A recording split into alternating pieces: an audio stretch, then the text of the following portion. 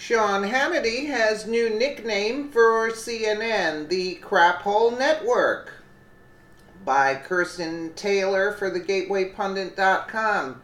Top-rated Fox News host Sean Hannity called rival cable network CNN the Crap Hole Network in the opening monologue on his show Wednesday night in honor of CNN saying the phrase on air almost 200 times last Friday after President Donald Trump was accused of saying the phrase, which he denies, about certain countries during a recent Oval Office meeting with lawmakers about immigration reform. CNN also constantly used the phrase unedited on screen in large letters during newscasts and on its Twitter feeds. Brent Bozell, CNN jumped into the toilet. Team Zucker aired 195 uses of crap hole in 24 hours on Friday, in the transcripts not counting on screen. Wow. Yeah. Hannity's new nickname for CNN was quite a popular sample. Joe Gooding, oh my God, long live Sean Hannity. CNN, the Crap Hole Network, Hannity Fake News Awards. Patriot Lexi, Hannity's opening monologue, the winner of the Fake News Award. CNN, the Crap Hole Network, for their 163 memorable mentions of crap hole. Fake News Awards, Hannity, Make America Great Again, Red Wave Rising. C. Wills agree with the new name, suits them. CNN really is a crap hole network, deserves the upgrade. CNN has went from fake news to very fake news to fraud news. CNN to crap hole network. Amazing ride, seeing both CNN's ratings and credibility plummet. Hannity, Make America Great Again, Fake News Awards, Donald Trump, and the fake news winners are Sean Hannity, and Fox News comes up with new name for CNN. It's called the Crap Hole Network. Michelle Malkin reposted a screen grab while she waited to go on Hannity. And let's just take a listen to Hannity's opening monologue here. All right, so the sick, the twisted, the mentally unstable anti-Trump media again working itself into a new manufactured frenzy. Now, we've been explaining how the biased press operates in this country for a while. Here's how it works. They rush from one fabricated meltdown to another, and in the process, these brain-dead so-called journalists, they bounce around the same talking points in their little fake news bubble echo chamber. And it becomes a competition to see, well, who can say the most outlandish, the most offensive, the most completely false thing about President Trump. It's like they're hypnotized, lobotomized robots that kind of programmed every wake up, hate Trump. It's really pathetic, and it's sad, and it's predictable, and they are not serving you, the American people. Now, members of the media, sadly, they're sheep, they're closed-minded. They have actually convinced themselves, this is the psychotic part, through their own conspiracy theories, that President Trump is, he's suffering from dementia. He has early onset Alzheimer's. He's deranged.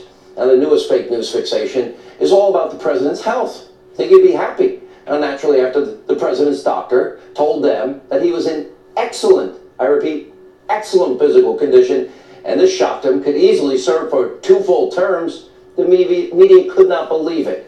It goes against everything they have all been telling themselves, hour after hour, day after day, week after week, month after month. The press, they can't stand the fact that the president scored a perfect 30 for 30 on a cognitive exam.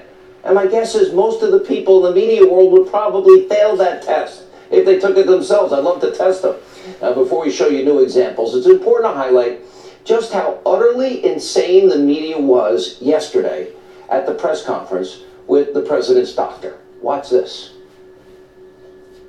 Do you keep a tally of how much golf the U.S. president plays? Some of the president's friends have told reporters in the past that they think he's a germaphobe, that he washes his hands obsessively and is concerned about that. Have you seen any indication of that type of behavior? Perspective. Should he cut back on that? Do you see any evidence of bone spurs, which the president said that he suffered from? Is he limited to one scoop of ice cream now? No, I don't. Yeah, Twitter doesn't involve me as a doctor. I don't have any concern on that. Does the president wear dentures in his dental exam? The president has no partial or dentures of any kind. You said he doesn't drink and he doesn't smoke, and other than the diet issue, did Joe address drug addiction? Drug addiction? I mean, any other drugs? Yeah, no, he has no drug addiction. This is real reporting. This questioning went on for 49 straight minutes. The media just refused to face the truth, the reality. President Trump is perfectly healthy. You'd think they would be happy. Apparently not. Now, of course, it didn't take long for what we're now calling Trump health truthers. Think about this. They come out in the media, and now they're questioning everything that the doctor said. This is unbelievable. Watch this. The alleged excellent medical exam results of the fellow in the White House has spawned a new conspiracy theory. It's known as the girther movement. He said he's in excellent health, but I mean, so Sanjay Gupta came out and was like, not so sure about excellent health. He seemed like a Trump fanboy. When he said 239 pounds.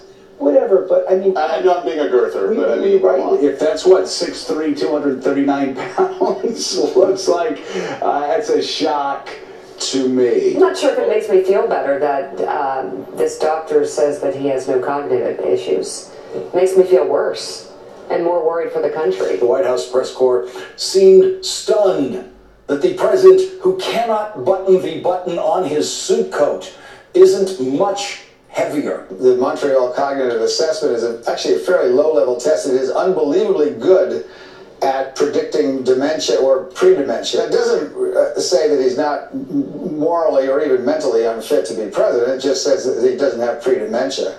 Yeah, we're going to really listen to Dr. Joe, Liberal Joe, and Dr. Mika. And by the way, CNN, they took things even further with this morbid and sad prediction. This is nuts about President Trump. Take a look. This coronary calcium score is a score that a lot of cardiologists use to try and be predictive and be proactive. And if the number gets up over 100, that is concerning to a lot of doctors. It's concerning because you can start to say, well, if you do nothing different, if things don't change, you can start to predict the likelihood of having some sort of heart event, cardiac event, a heart attack or something like that within a certain number of years. So the president has heart disease. Those numbers qualify him for having heart disease, and it clearly needs a plan to try and prevent some sort of heart problem down the road. Really? He's never examined the president. Now, we know that fake news, CNN, I have a new name in a second, and we know they hate the president, but really, they're going to predict a guy that's never examined the president that he's going to have a heart attack?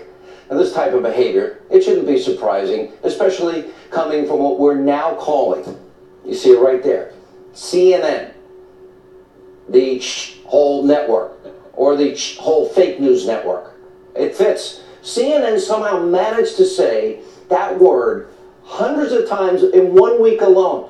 Here are just a few of the examples. I promise I played them all. I have too much news to cover tonight. But here's some. We'll put it on our website tomorrow. What was your reaction when you heard the president call, African nations holes? It's not clear what he meant by whole countries. Are you shocked or surprised by this?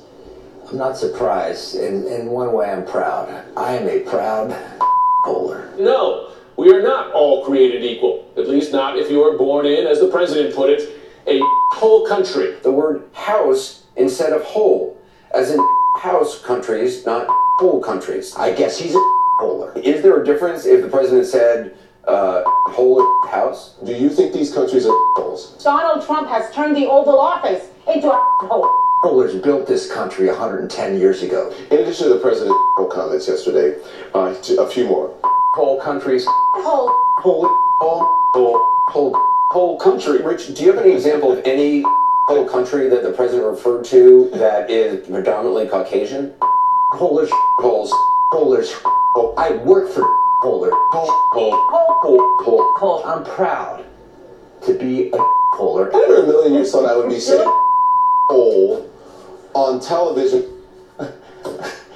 Congratulations, CNN. You've done more than enough to earn your new nickname, the whole network, fake news network. Keep up the good work. Now, you would think that CNN, after hearing this over and over and over again from the American people, what I'm about to play, maybe they would listen and say, wow, maybe we're not doing something right here. Take a look.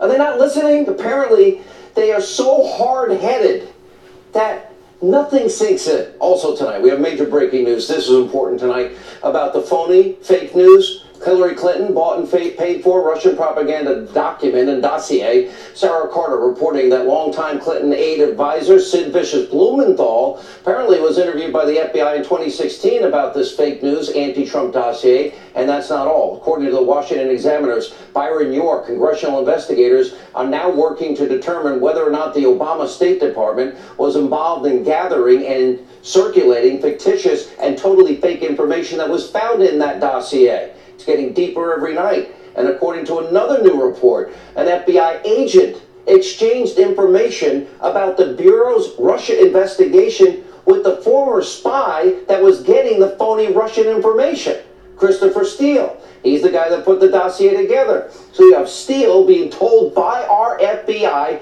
about their Russia investigation. At the same time, Steele is getting paid by Hillary Clinton to dig up phony Russian propaganda source dirt on Donald Trump.